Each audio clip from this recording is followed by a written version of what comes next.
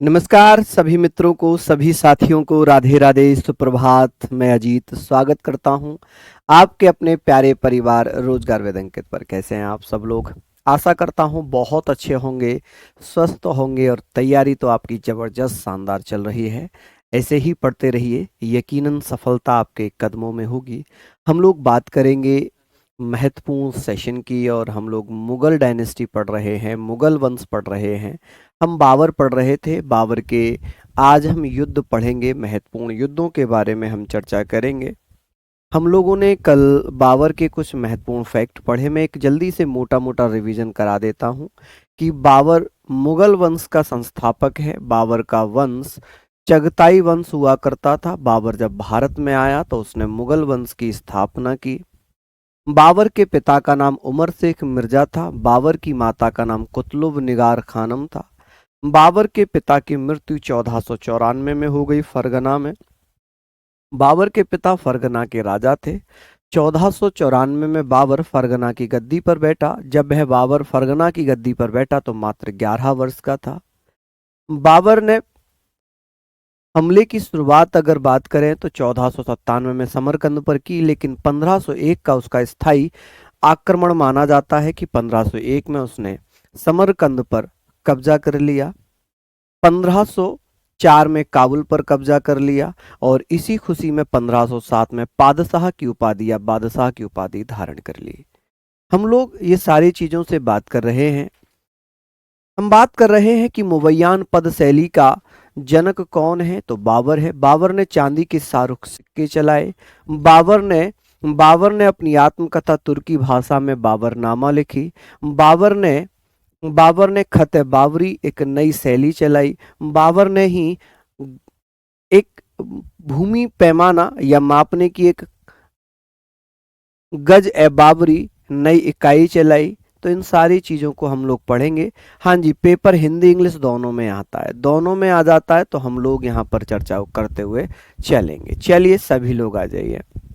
अब हम बात करते हैं जी बाबर के युद्ध की। हम बात करेंगे सर बाबर के युद्ध की कि बाबर ने कौन कौन से युद्ध लड़े हैं। एसी बंद करो। एक तो ये हमारे भैया बहुत तेज एसी चलाते हैं।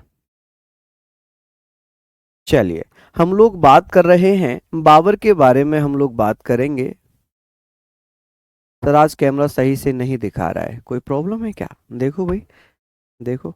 नहीं नहीं, ये बच्चे परेशान नहीं होने चाहिए। देखो क्या परेशानी है। बिल्कुल बिल्कुल, हमारी टेक्निकल टीम उसको सही करेगी। हम लोग युद्ध के बारे में बात कर रहे हैं, बाबर का भारत पर आक्रमण। देखिए, हम लोगों ने अभी तक यही पढ़ा था कि बाबर का जो पहला आक्रमण है वो 1526 में हुआ। हम यही पढ़ते आए हैं ना कि बाबर ने पहला आक्रमण 1526 में किया। मैं लेकिन एक कहानी सुनाता हूँ।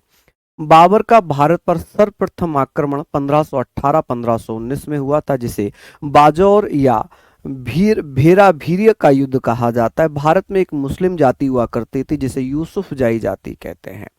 यूसुफ जाई जाति के खिलाफ बाबर ने सर्वप्रथम आक्रमण किया। हालांकि उसे आंशिक रूप से सफलता मिली। यूसुफ जाई जाति को पराजित किया और भारत पर जो प्रथम महत्वपूर्ण आक्रमण है वो 1526 में होता है। बाबर ने इब्राहिम लोदी वंश का अंतिम शासक था इब्राहिम लोदी। 21 अप्रैल 1526 में बाबर ने इब्राहिम लोदी को पराजित कर दिया। क्या कर दिया जी? पराजित कर दिया। हम इन चीज़ों पर चर्चा करेंगे। हम इन चीज़ों पर सारी चीज़ों के बारे में चर्चा करेंगे कि बाबर ने जो सबसे पहला आक्रमण किया था वो कौन सा था। आप कहेंगे सर बाबर का जो प्रथम युद्ध है इसे हम बाजौर या भेरा भीरी का युद्ध कहते हैं और यह युद्ध यूसुफ जाई जाति के खिलाफ हुआ था। किसके खिलाफ? यूसुफ जाई जाति के खिलाफ हुआ था। ठीक है जी। देखिए, एक बच्चा पूछ रहा है क्या सर पीडीएफ बनाना जरूरी है? आप ये ध्यान रखें, आपकी कैपेबिलिटी पर है कि अगर आपको लगता है कि आप नोट्स बना सकते हैं और आपको नोट्स से ही पढ़ना है तो आप जरूर बनाइए। मैं भी सलाह दूंगा, मेरी पर्सनल एडवाइस भी यही रहेगी कि आप नोट्स बनाएं। लेकिन कुछ बच्चों का है कि हम पीडीएफ से ही पढ़ लें।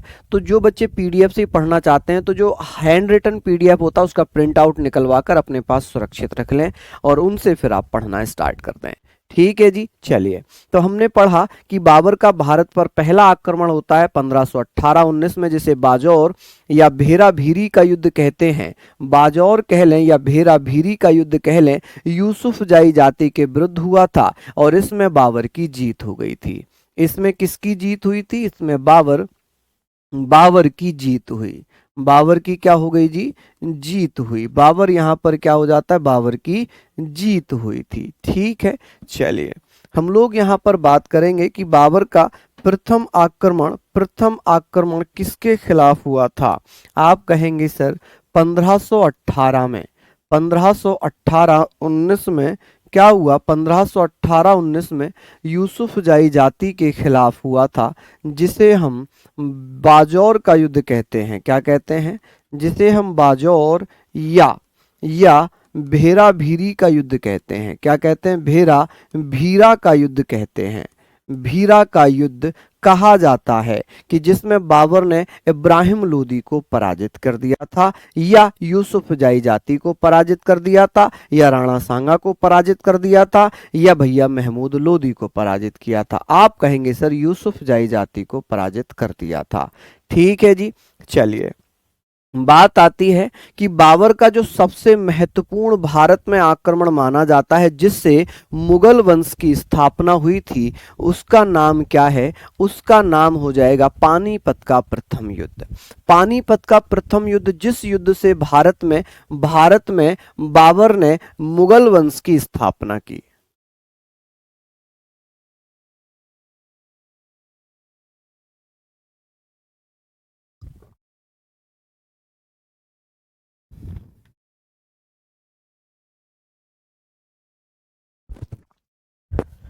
बाजौर कहाँ पड़ता है? बाजौर सिंध प्रांत में पड़ता था। बाजौर सिंध प्रांत में पड़ता था, जो वर्तमान पाकिस्तान में चला गया है। चलिए, हम लोग बात करेंगे यहां पर, हम लोग बात करेंगे भैया पानीपत का प्रथम युद्ध।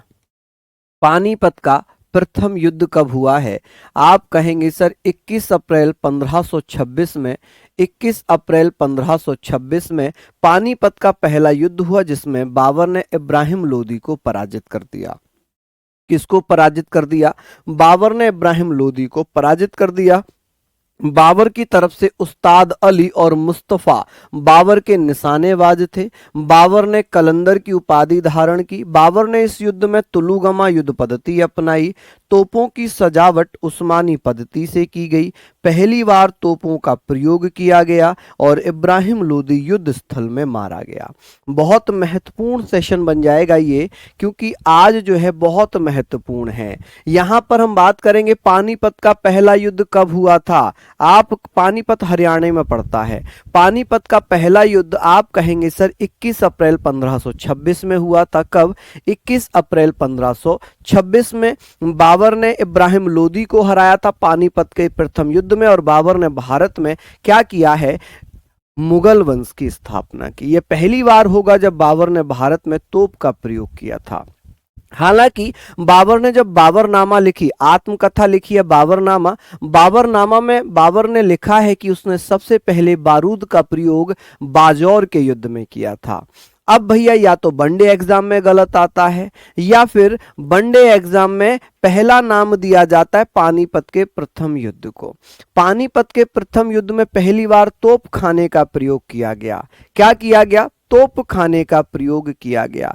जबकि बाबरनामा में बाबर ने स्वयं लिखा है कि पहली बार उसने बारूद का प्रयोग किया था बाजौर के युद्ध में।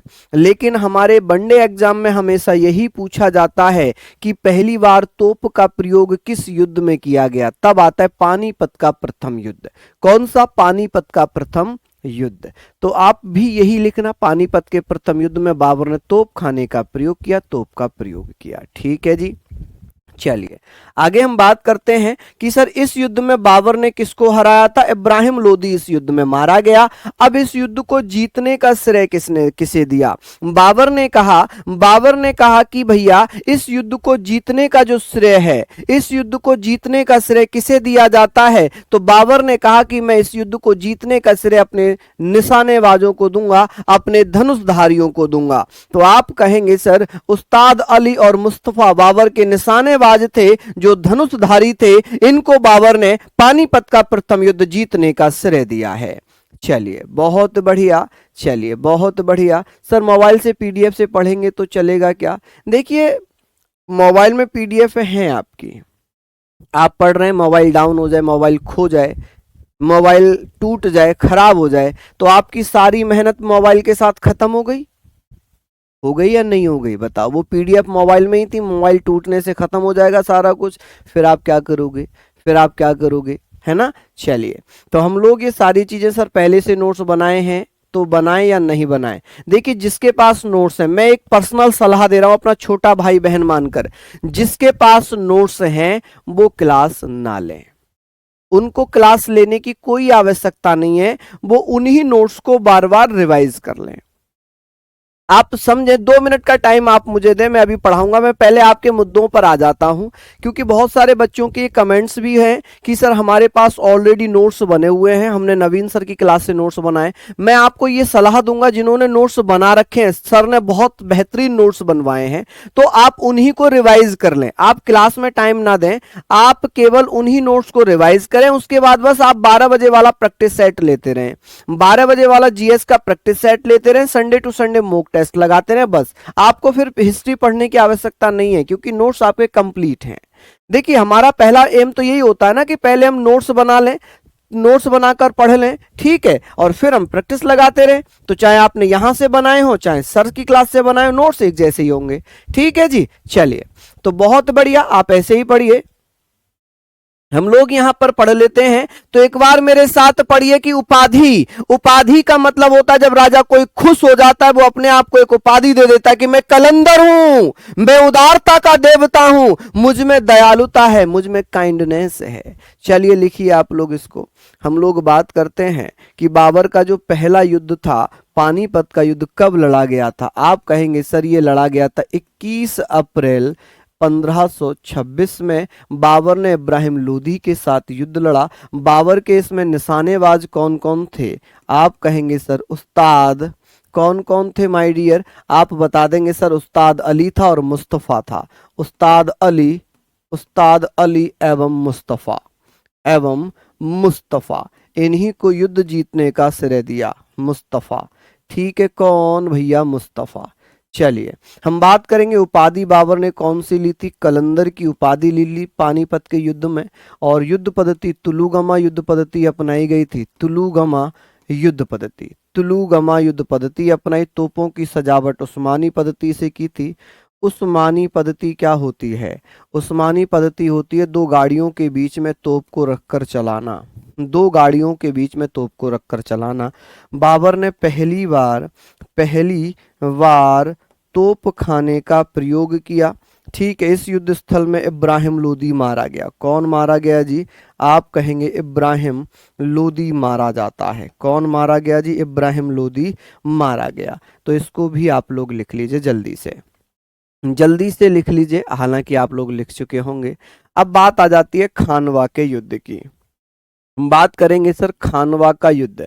देखिए खानवा का युद्ध 17 मार्च 1527 में लड़ा जाता है राणा सांगा के साथ।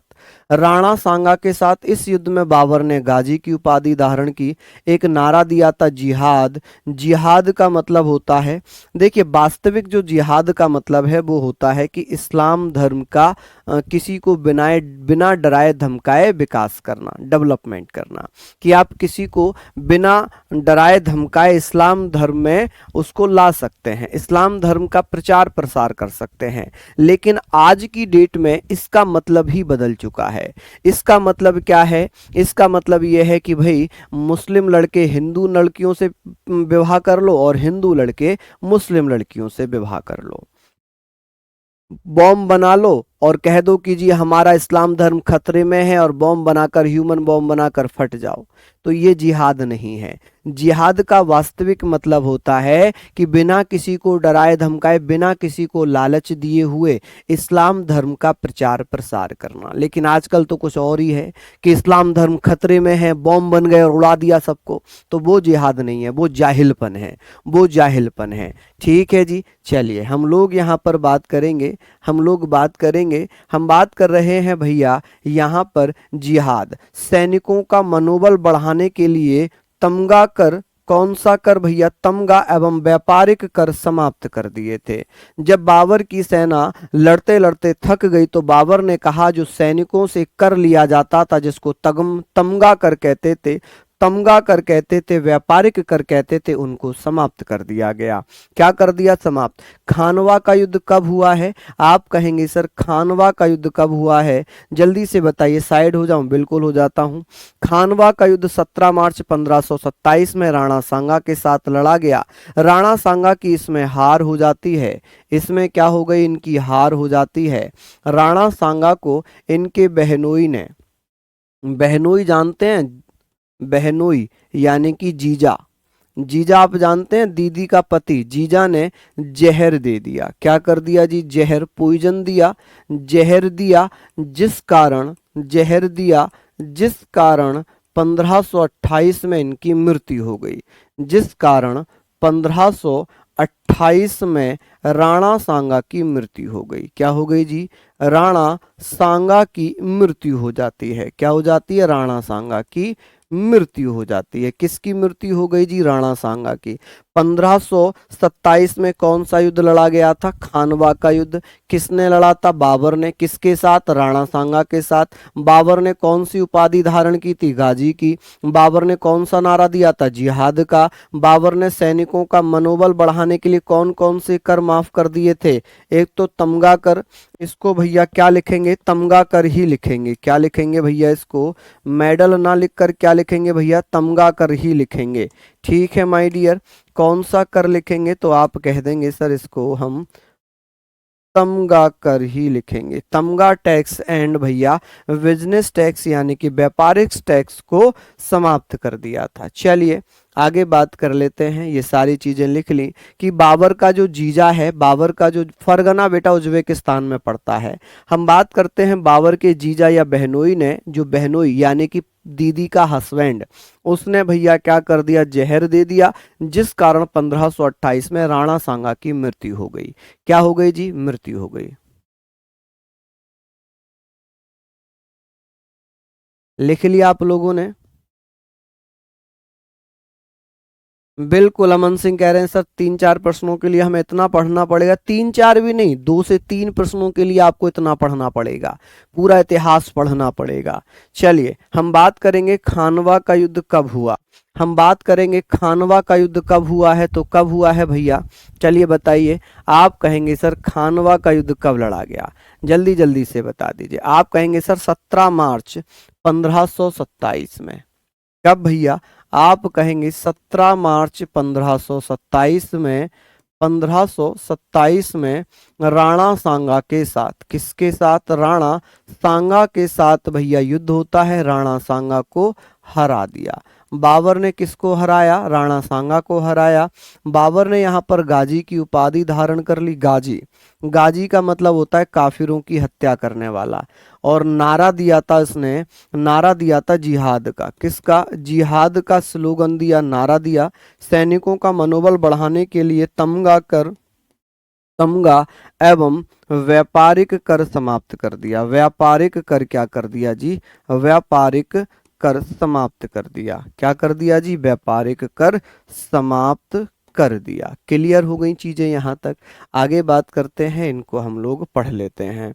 ये भी आप लोगों ने लिख लिया होगा। नेक्स्ट आता है जी चंदेरी का युद्ध। चंदेरी का युद्ध कब लड़ा गया था? तो चंदेरी का युद्ध भैया 29 जनवरी 1528 में लड़ा जाता है मेदिनी रॉय के साथ। किसके साथ लड़ा जाता है चंदेरी का युद्ध? आप कहेंगे सर 29 जनवरी 1528 में मेदिनी रॉय के साथ लड़ा जाता है। किसके साथ लड़ा जाता है? मेदिनी रॉय के साथ। इसमें मेदिनी रॉय की हार हो जाती है। चलिए लिख लिया आप लोगों ने। यहाँ पर हम लोग बात करेंगे तो ये सारी चीज़ों को हम लोग पढ़ रहे हैं कि चंदेरी का युद्ध 29 जनवरी 1528 में मेदिनी राय के साथ युद्ध हुआ। अब बात आती है सर घाघरा का युद्ध कब लड़ा जाता है। घाघरा का युद्ध भैया कब लड़ा जाता है तो आप कहेंगे कि भैया 6 मई 1529 में महमूद लोदी के साथ, जिसमें अफगानों को हराया था। महमूद लोदी अफगान था, अफगानी था, इसके साथ हुआ। इसमें महमूद लोदी की हार हो गई। इनमें भैया बाबर की जीत हुई है। बाबर ने 4 महत्वपूर्ण युद्ध लड़े हैं जिसमें बाबर जीत जाता है। बाबर चारों ही युद्ध में जीत जाता है। बाबर की मृत्यु 26 दिसंबर 1530 में होती है। 26 दिसंबर 1530 में। अब बाबर की मृत्यु को लेकर एक भैया एक मिथ्य भी है, एक कहानी भी है। कहानी यह है कि बाबर की भी मृत्यु जहर देने से हुई थी। गुलबदन बेगम ने एक हुमायूं नामा लिखी और हुमायूं नामा में गुलबदन बेगम ने लिखा है कि बाबर की मृत्यु यानी कि उसके पिता की मृत्यु जहर के कारण हुई थी। ये जहर इब्राहिम लोदी की माता ने दिया था। इब्राहिम लोदी की माता ने बाबर को जहर दिया, जिस कारण बाबर की मृत्यु हो गई। ऐसा लिखा हुआ है, ऐसा लिखा हुआ है हुमायूं नामा में। हुमायूं नामा में लिखा है कि बाबर की मृत्यु एक षड्यंत्र से हुई थी, एक षड्यंत्र से हुई थी, जिसमें बाबर को इब्राहिम लोदी की माता ने जहर दिया और अपने बेटे इब्राहिम लोदी की हत्या का बदला लिया। ऐसा लिखा हुआ है। मैं इसकी प्रमाणिकता नहीं करता हूं, मैं इसका सत्यापन नहीं करता हूं, मैं इसको प्रूफ नहीं करता हूं। मैं केवल एक स्टेटमेंट दे रहा हूं जो हुमायूं नामा में लिखा है कि बाबर की मृत्यु एक षड्यंत्र थी, एक भैया धोखे से हुई थी, जिसमें इब्राहिम लोदी की माता ने बाबर को जहर दे दिया था। ठीक है जी, समझ गए आप लोग। चलिए आगे बात कर लेते हैं, आगे बात करते हैं। पहले आगरा के आराम बाग में दफनाया गया, लेकिन बाबर की इच्छा थी कि उसे काबुल ले जाकर दफनाया जाए। कहाँ दफनाया जाए तो बाद में उसे काबुल में दफनाया गया और काबुल में ही उसका मकबरा बना दिया गया। काबुल में ही उसका मकबरा बना दिया गया। चलिए हम लोग बात करते हैं कि सर उसका मकबरा कहाँ पर है। काबुल में ही उसका मकबरा है। ठीक है जी, कहाँ पर मकबरा। आप कहेंगे सर मकबरा यानी कि टॉम्ब कहाँ पर होगा। टॉम्ब आप कहेंगे सर मकबरा कहाँ पर होगा तो आप कहेंगे सर काबुल में। चलिए बहुत बढ़िया, सिंपल सी चीजें हैं। क्यों दिया था सर, एक बच्चा पूछा है जहर क्यों दिया। क्योंकि इब्राहिम लोदी की हत्या की थी बाबर ने, तो इब्राहिम लोदी की हत्या का बदला लिया था इब्राहिम लोदी की माता ने बाबर को जहर देकर। ठीक है जी, चलिए बहुत बढ़िया, शानदार। यहां तक आप लोग लिख लीजिए, यहां तक आप लोग लिख लीजिए। लिख लिया होगा कि भैया चंदेरी का युद्ध 29 जनवरी 1528 में मेदिनी रॉय के साथ हुआ। घाघरा का युद्ध 6 मई 1529 में महमूद लोदी के साथ हुआ। मृत्यु बाबर की 26 दिसंबर 1530 में हो गई। बाबर को पहले आगरा के आराम बाग में दफनाया, उसके बाद उसे काबुल में ले जाकर दफनाया गया।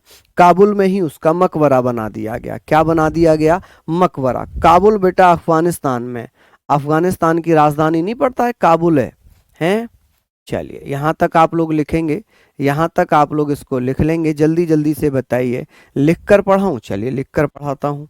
ये बताइए, ये लिखने का ही तो मतलब है कि चंदेरी का युद्ध कब हुआ था, तो आप क्या कहेंगे भैया, कब हुआ था जी, 29 जनवरी 1528 में। 29 जनवरी 1528 में बाबर ने चंदेरी का युद्ध लड़ा, जिसमें मेदिनी रॉय को पराजित कर दिया। घाघरा का युद्ध लड़ा है 6 मई 1529 में। 6 मई 1529 में बाबर ने अफगानों के साथ यह युद्ध लड़ा। बाबर की मृत्यु कब हो गई जी, 26 दिसंबर 1530 में। इसमें बाबर को पहले आगरा के आराम बाग में दफनाया गया। कहाँ पर, आराम बाग में दफनाया गया। आराम बाग में दफनाया और बाद में भैया कहाँ दफना दिया, बाद में आप लोग कहेंगे भैया कहाँ दफनाया था जी, बाद में उसे, ये इंपॉर्टेंट है कि काबुल ले जाकर दफनाया गया। कहाँ पर, काबुल। बाद में काबुल में दफना दिया गया। कहाँ पर दफना दिया, काबुल में दफना दिया। ठीक है, चलिए बहुत बढ़िया, यहाँ तक लिख लीजिए। बाबरी मस्जिद क्या है? बाबरी मस्जिद भैया एक मस्जिद थी, अयोध्या में बनवाई गई थी मीर वाकी के द्वारा। ठीक है, मीर वाकी जो बाबर का सेनापति हुआ करता था, बाबर के आदेश पर बाबर के सेनापति मीर वाकी ने बाबरी मस्जिद बनवाई, जिसे कर सेवकों ने या कार सेवकों ने ध्वस्त कर दिया था। चलिए यहाँ पर हम बात करेंगे हुमायूं के बारे में। हम बात करते हैं कि सर हुमायूं, हम बात करेंगे हुमायूं। हुमायूं 2 बार राजा बना, 1530 से लेकर 1540 तक रहा, 1540 तक रहा। उसके बाद बाबर 1530 से 1540 से 1540 से तो गायब हुआ, 1555 से 1556 तक 2 बार राजा रहा। हुमायूं का अर्थ होता है भाग्यशाली। क्या है जी इसका अर्थ? भाग्यशाली। आप कहेंगे सर भाग्यशाली अर्थ है, हुमायूं का अर्थ क्या है, मीनिंग क्या है? अर्थ भाग्यशाली, कि हुमायूं का जो मीनिंग है उसका मतलब है भाग्यशाली। क्या मतलब है? 2 जगह दफनाया गया था। हाँ जी बिल्कुल, आपने इसका मतलब ये ध्यान से नहीं पढ़ा। मैंने कहा कि इसे पहले आगरा के आराम बाग में दफनाया गया, बाद में जब यहाँ दफनाया तो यहाँ से उखाड़ कर कहाँ ले गए? काबुल ले गए। कहाँ ले गए जी? काबुल ले गए। ठीक है, तो 2 बार इसको दफना दिया। चलिए अब बात करते हैं हुमायूं का। हुमायूं भैया जब बाबर की मृत्यु हुई 26 दिसंबर 1530 में, उसके 4 दिन बाद 30 दिसंबर 1530 में गद्दी पर बैठा और 1540 तक रहा। उसके बाद 1555 में राजा बना द्वारा से और 1556 में राजा रहा। ठीक है, अब बात करते हैं हुमायूं का अर्थ क्या है, हुमायूं का meaning. What is the meaning of Humayun? आप कहेंगे भाग्यशाली। भाग्यशाली, लकी कह सकते हैं, भाग्यशाली कह सकते हैं। ठीक है, बात आती है बाबर का। हुमायूं का पूरा नाम है नसीरुद्दीन हुमायूं। बाबर का पूरा नाम क्या है? आप कहेंगे सर नसीरुद्दीन हुमायूं। अब बात आती है बाबर के पिता का नाम क्या है, तो सॉरी हुमायूं के पिता का नाम था बाबर। हुमायूं के पिता का नाम है बाबर। हुमायूं का राज्याभिषेक 30 दिसंबर 1530 आगरा में हो जाता है। भाइयों में साम्राज्य का बंटवारा किया। जब बाबर की मृत्यु हो गई तो हुमायूं ने अपने साम्राज्य का बंटवारा अपने भाइयों में बांट दिया। हुमायूं ने कामरान, जो हुमायूं का भाई था कामरान, उसको काबुल और कंधार दे दिया, कि भाई काबुल और कंधार दिया। लेकिन कामरान स्वयं राजा बनना चाहता था। हुमायूं बाबर का पुत्र था, बिल्कुल, तभी तो पिता लिखा है यहाँ पर, पिता बाबर। हुमायूं बाबर का बेटा है। ठीक है, हुमायूं ने अपने साम्राज्य को अपने भाइयों में बांट लिया, जबकि कामरान राजा बनना चाहता था, जो हुमायूं से छोटा था। एक प्रथा चली आ रही थी, राजा का जो सबसे बड़ा बेटा होगा वही राजा बनेगा। तो हुमायूं ने अपने छोटे भाई कामरान को काबुल और गंधार दिए, लेकिन कामरान स्वयं राजा बनना चाहता था, इसलिए कामरान ने असंतुष्ट होकर लाहौर और मुल्तान पर कब्जा कर लिया। ठीक है, अपनी सेना लेकर लाहौर और मुल्तान पर चढ़ाई कर दी, आक्रमण कर दिया, और भैया क्या कर लिया? कब्जा कर लिया। हुमायूं ने कहा कि चलो मेरा ही भाई है, लाहौर और मुल्तान उसने ले लिए तो कोई बात नहीं, वही शासन करता रहेगा, कोई समस्या नहीं है। ठीक है, तो आप कहेंगे सर हुमायूं 1530 से 1540 तक रहा, फिर 1555 से 1556 तक रहा। हुमायूं का पूरा नाम है नसीरुद्दीन हुमायूं। हुमायूं के पिता का नाम है बाबर। हुमायूं का कोरोनेशन, राज्याभिषेक हुआ है 30 दिसंबर 1530 में। इसने भाइयों में अपना साम्राज्य बांट दिया, the division of empire among the brothers. Kamran को काबुल और कंधार दिया, लेकिन कामरान स्वयं राजा बनना चाहता था, इसलिए उसने लाहौर और मुल्तान पर कब्जा कर लिया। यानी कि 4 प्रांत अब किसके हो गए? 4 प्रांत किसके हो गए? एक बच्चा कह रहा है अकबर कौन था? मैं अभी हुमायूं पढ़ा रहा हूं, आप अकबर में घूम रहे हैं, फिर आप हुमायूं भी नहीं समझ पाएंगे ना फिर अकबर समझ पाएंगे। अगर आपको ऐसे ही सीरीज पढ़नी है तो मैं बता देता हूं, उमर शेख मिर्जा, फिर बाबर, फिर हुमायूं, फिर अकबर, फिर जहांगीर, फिर शाहजहां, फिर औरंगजेब, फिर भैया मुअज्जम। आया कुछ समझ में? नहीं आएगा ना, जब तक हम एक एक चैप्टर नहीं पढ़ेंगे तो मजा नहीं आएगा ना। चलिए, वो अकबर के बेटों में लगे हुए हैं, अरे भैया मैं अभी हुमायूं पढ़ा रहा हूं तो पहले हुमायूं पढ़ लो, एडवांस में मत चलो, एडवांस में मत चलो, दिक्कत हो जाएगी फिर। चलिए, ये सारी चीजें हम लोगों ने लिख ली होंगी। हम बात करते हैं हुमायूं। हुमायूं कब से कब तक राजा रहा है? तो हुमायूं 2 बार राजा बना, 1530 से लेकर 1540 तक राजा रहा। 1540 तक। उसके बाद 1555 में द्वारा से राजा रहा और 1556 तक रहा। हुमायूं का अर्थ क्या है? हुमायूं का अर्थ होता है जी भाग्यशाली। क्या है जी? भाग्यशाली। क्या अर्थ हो जाएगा? भाग्यशाली अर्थ हो जाएगा। आप कहेंगे हुमायूं का पूरा नाम है जहीरुद्दीन नसीरुद्दीन हुमायूं। क्या नाम है? आप कहेंगे सर नसीरुद्दीन हुमायूं। नसीरुद्दीन हुमायूं। आप कहेंगे सर नसीरुद्दीन हुमायूं इसका पूरा नाम है। ऐसे आप लोग पढ़ लेंगे। चलिए, पिता का नाम क्या होगा? पिता का नाम है जी बाबर। पिता कौन है? बाबर। किसका? हुमायूं का। राज्याभिषेक कब हुआ था हुमायूं का? तो आप कहेंगे सर 30 दिसंबर 1530 में बाबर का राज्याभिषेक हुआ। भाइयों में साम्राज्य का बंटवारा किया। कामरान को क्या क्या दे दिया था? कामरान को काबुल और कंधार दिया था। क्या दिया जी? काबुल एवं कंधार दिया। काबुल एवं कंधार दे दिया। क्या दे दिया? कंधार दिया। असंतुष्ट होकर बाबर ने किसको जीत लिया भैया? तो आप कहेंगे लाहौर एवं मुल्तान पर कब्जा कर लिया। किस पर? लाहौर एवं मुल्तान पर कब्जा कर लिया। किस पर कब्जा कर लिया जी? मुल्तान पर कब्जा कर लिया। ठीक है जी। चलिए, लिख लिए यहां पर। हाँ जी, लिख लिया आप लोगों ने यहां तक। चलिए, अब बात करते हैं, ये तो हमने लिख लिया। बात होगी बाबर ने अपने बेटे हुमायूं को जब उत्तराधिकारी घोषित किया था तभी नाराज हो चुका था कामरान। हम बात करेंगे उसका एक भाई और था अस्करी। अस्करी को क्या दिया था? अस्करी को भैया संभल दे दिया। हिंदल जो उसका सबसे छोटा भाई था उसे मेवात दे दिया। क्या दे दिया? मेवात दे दिया, संभल दे दिया। हुमायूं की पत्नी का नाम था हमीदा बानो बेगम। हमीदा बानो बेगम के जो पिता थे, हमीदा बानो बेगम के पिता थे मीर बाबा। क्या नाम था? मीर बाबा। और मीर बाबा जो कि जिन्हें मीर अली के नाम से भी जाना जाता है। मीर अली। आप कहेंगे सर मीर अली। ये जो मीर अली है ना, मीर अली, ये भैया ये हिंदल के गुरु थे। हिंदल के गुरु थे। तो आप कहेंगे सर हिंदल के गुरु, हम बात करेंगे हिंदल के गुरु थे मीर अली। और मीर अली या मीर बाबा की बेटी थी हमीदा बानो बेगम। हमीदा बानो बेगम से 1541 में हुमायूं ने विवाह कर लिया। कि भैया विवाह कब किया था? विवाह कब हुआ है? आप कहेंगे सर विवाह कब हुआ था? 1541 में। 1541 में विवाह कर लिया। और इसका एक बेटा है अकबर। अकबर का जन्म 15 अक्टूबर 1542 में होता है अमरकोट पाकिस्तान में। ठीक है। एक नगर की स्थापना की दीन पन्हा। दीन पन्हा हुमायूं ने कहां पर बनाया था? दिल्ली में। दीन पन्हा कहां पर बनाया है? दिल्ली में बनाया है। और दीन पन्हा में एक लाइब्रेरी बनाई गई जिसमें उसकी मृत्यु हो गई। हुमायूं के प्रमुख युद्धों के बारे में बात करेंगे। हुमायूं ने सबसे पहले कालिंजर पर आक्रमण किया 1531 में। कालिंजर का राजा था प्रताप रुद्रदेव। कौन? प्रताप रुद्रदेव। हुमायूं का यह पहला आक्रमण था। हुमायूं ने अपना पहला आक्रमण राजा बनने के बाद किस पर किया था?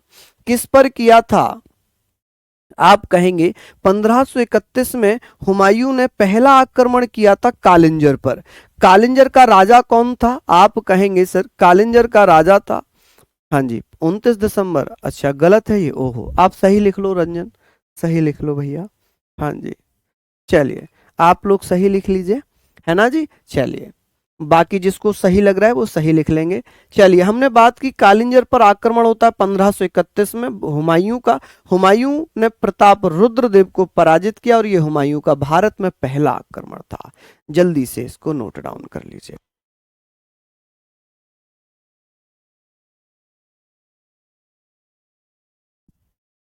चलिए भैया, यस अवस्थी, बिल्कुल अजीत सर RWA। चलिए, बहुत बढ़िया, शानदार, लाजवाब। हमने लिख लिया ये सारा, हमने लिख लिया। बात आती है हुमायूं ने अस्करी को क्या दिया था?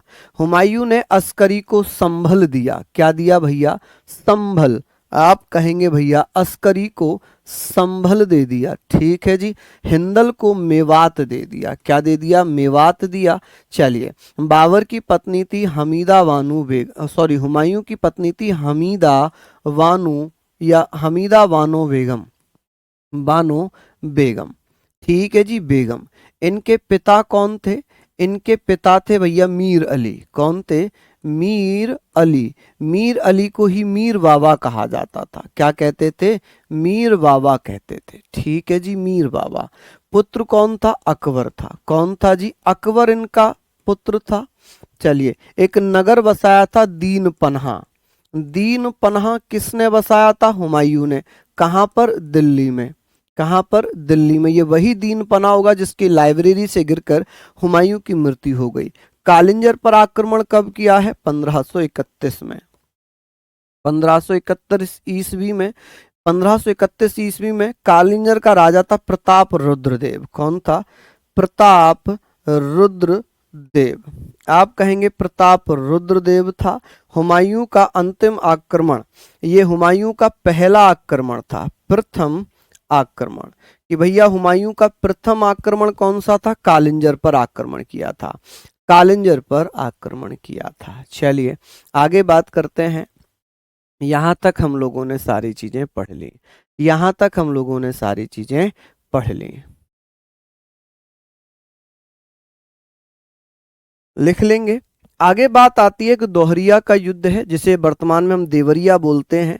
दोहरिया, देवरिया यूपी में ही पड़ता है। दोहरिया जो कि 1532 में महमूद लोदी के साथ लड़ा था।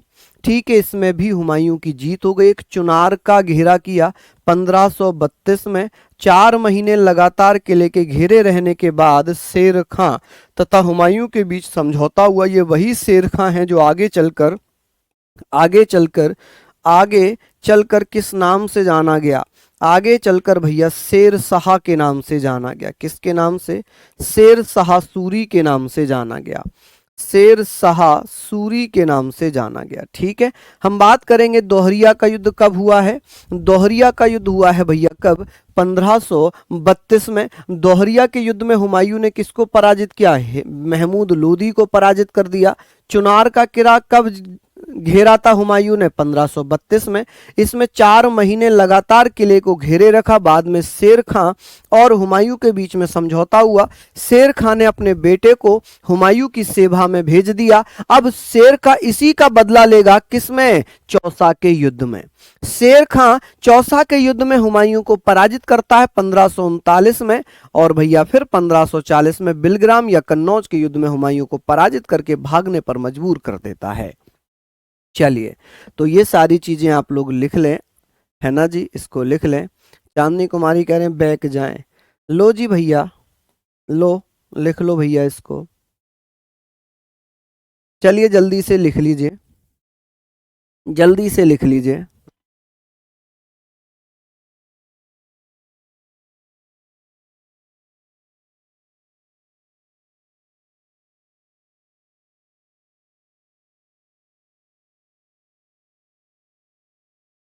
लिख लिया होगा।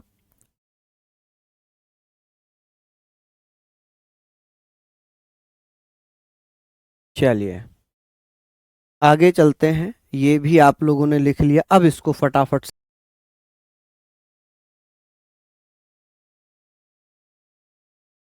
चुनार से, अरे वाह बहुत बढ़िया।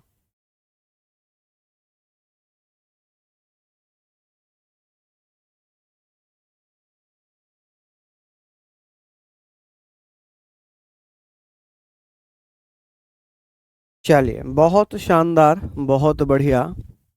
ये हमने सारी चीजें पढ़ ली, इसको आप लोग पढ़ लीजिए, है ना जी। आगे हमने पढ़ते हैं, यहाँ तक आपने लिख लिया। अब बात करेंगे दोहरिया का युद्ध कब लड़ा गया।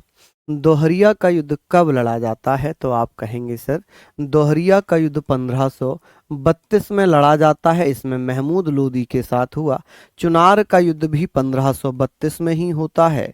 और इसमें 4 महीने तक, 4 माह तक हुमायूं ने किले को, चुनार के किले को घेरे रखा। 4 माह तक लगातार किले को घेरे रहने के बाद शेर खां, क्योंकि ये चुनार के किले पर किसका कब्जा था? शेर खां का। किसका? शेर खां, जो रोहतासगढ़ का राजा हुआ करता था, शेर खां।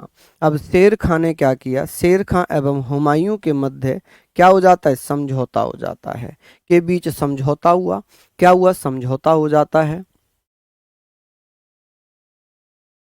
चलिए, बहुत बढ़िया, शानदार, बहुत बढ़िया जी, लिख लिया आप लोगों ने। बात करते हैं चौसा का युद्ध। चौसा का युद्ध कब लड़ा गया है? तो चौसा का युद्ध 1539 में लड़ा गया शेर खां के साथ। शेर खां ने चुनार के किले की अपमान का बदला लिया और चौसा के युद्ध में हुमायूं को हरा दिया। ठीक है, शेर खां की विजय हो गई और शेर खां ने शाह की उपाधि ले ली। अब शेर खां शेर शाह बन गया। ये वही शेर शाह है जिसने सूरी वंश की स्थापना की, जिसने सूरी वंश की स्थापना की। चलिए, बिल्कुल उमा मेरी बहन। चलिए, तो हमने कहा चौसा का युद्ध 1539 में हुआ है जिसमें शेर खां ने हुमायूं को पराजित कर दिया। किसको? हुमायूं को पराजित कर दिया। हुमायूं हुमायूं को शेर खां ने पराजित किया। यही शेर खां शेर शाह सूरी के नाम से जाना गया। किसके नाम से? शेर शाह सूरी के नाम से जाना जाता है और यही सूरी वंश का संस्थापक भी बनेगा। बिलग्राम या कन्नौज का युद्ध लखनऊ के पास पड़ता है। 1540 में शेर खां के साथ हुआ। इसमें शेर शाह की विजय हो गई। ये शेर खां ही शेर शाह है, इसकी विजय हो जाती है। लिख लीजिए जल्दी से।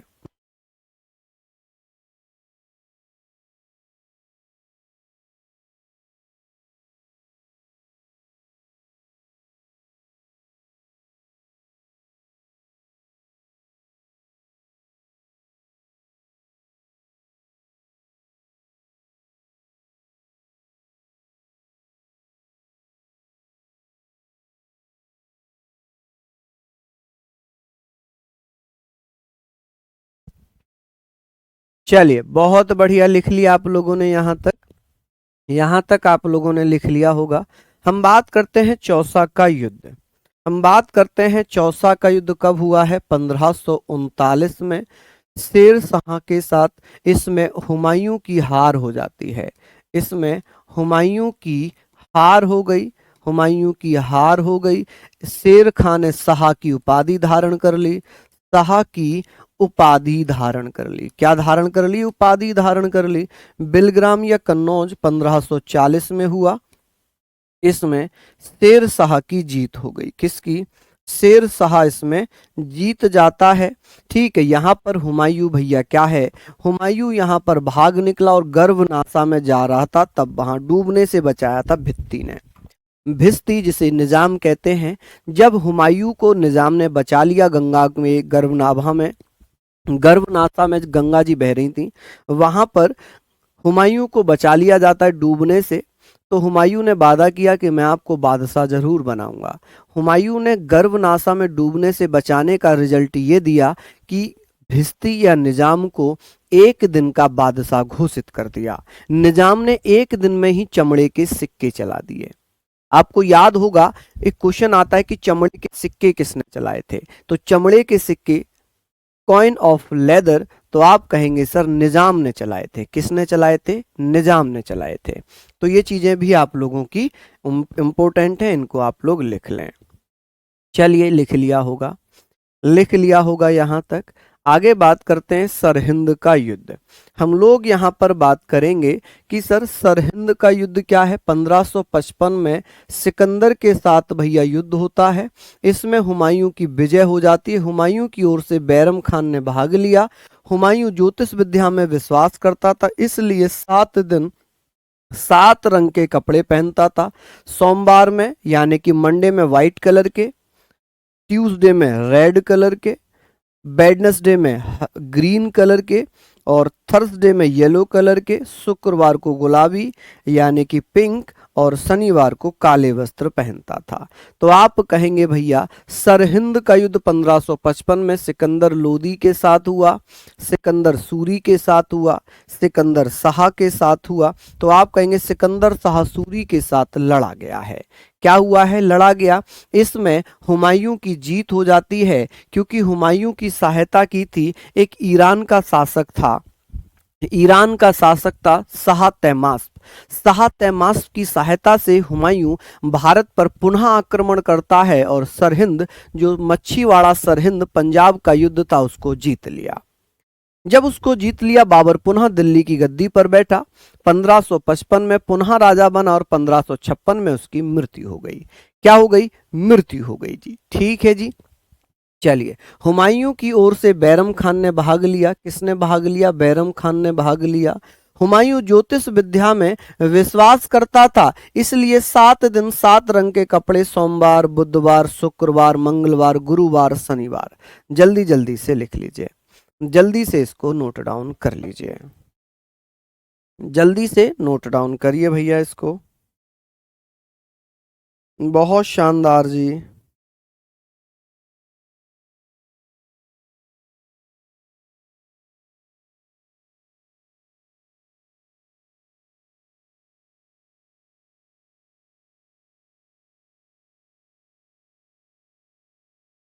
चलिए लिख लीजिए।